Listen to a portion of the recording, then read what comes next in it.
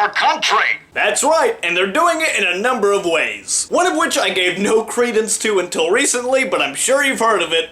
Chemtrails. Now I know what you're thinking. I've finally gone off the deep end. All that shit up there in the sky, it's just condensation, that's all. And sure, sometimes it is.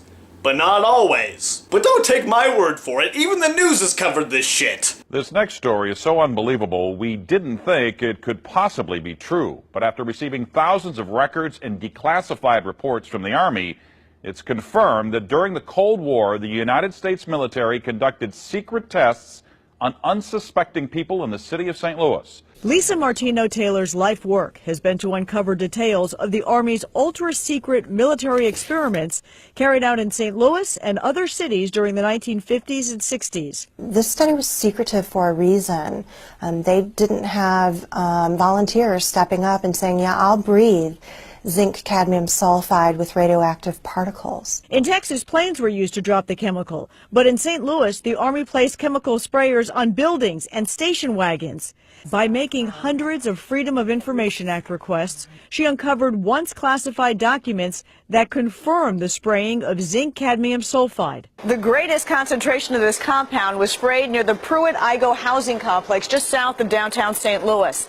It was home to 10,000 low-income people, and an estimated 70% were under the age of 12. Documents released in the 90s show the Army placed sprayers on this former Knights of Columbus building on Lindell and in Forest Park. In 1972, after years of crime, poverty, and decline, the government destroyed the Pruitt-Igoe housing complex. That's right, the government literally poisoned a housing complex. But you might be thinking, yeah, the government was up to some fuckery during the Cold War, but surely that's all in the past. Surely. Could a strange substance found by a southwest Arkansas man be part of a government test? Well, that's the question at the heart of a phenomenon called chemtrails. They begin as normal contrails from a jet engine, but do not fade away like a normal contrail.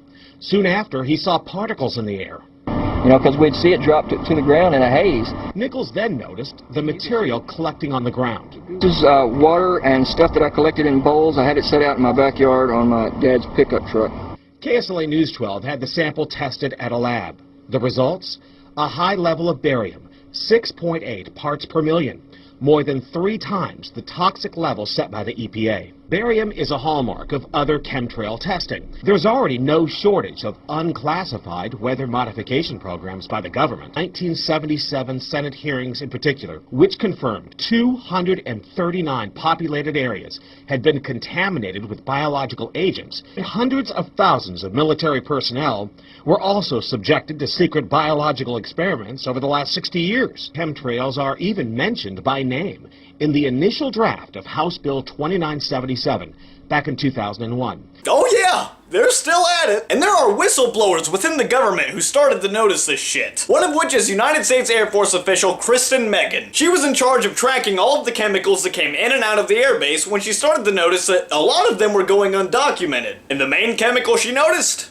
Barium. But the second that she started to ask questions or take samples to analyze for herself, her higher-ups threatened her to keep quiet. Part of my job was to know everything that was going on in the military and what type of impact that might have on human health, and then the environmental aspects and impacts. What chemicals are we using? How are we disposing of it? Kind of cradle to grave. One part of that process was to approve chemicals, hazardous materials. You know, what are you using? Why do you need it? Where's it being used? And tracking that disposal. After it being brought to my attention about chemtrails or geoengineering, I used to think it was crazy. But in an attempt to debunk, it changed my life. I started noticing things. I started noticing large quantities on the system where I would approve chemicals that did not have a manufacturer name, wasn't tied to a building, and that was normal protocol.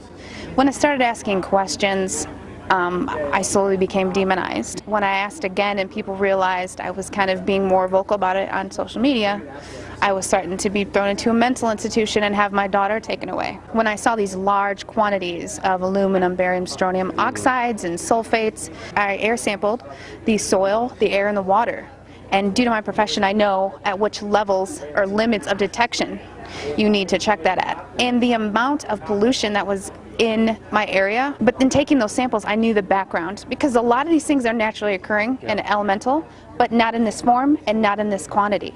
So how did it get there? But it doesn't stop with the air. The government is poisoning us in all sorts of ways. I'm sure most of you are aware that the government distributes fluoride in our water supply. And just like that first news story I showed you, this really started to pick up during the Cold War. Now in small doses, fluoride can be a good thing. After all, it's in our toothpaste, right? But you are not supposed to ingest that shit, especially not the amount that we are. Fluoride can cause brain disorders, kidney and thyroid complications. It can damage your intestines and in extreme cases even cause paralysis and death. Studies conducted by Harvard and other institutions even discovered that populations consuming a higher content of fluoride ended up with lower IQs. And there's plenty of other historical instances I could cite. The 1920s during the Prohibition movement when the government started poisoning our alcohol, or the 40-year experiment in Tuskegee, where they injected hundreds of poor African Americans with syphilis and didn't treat or even tell half of them that they contracted the disease. Now, what their motivation is for doing all of this, I don't know.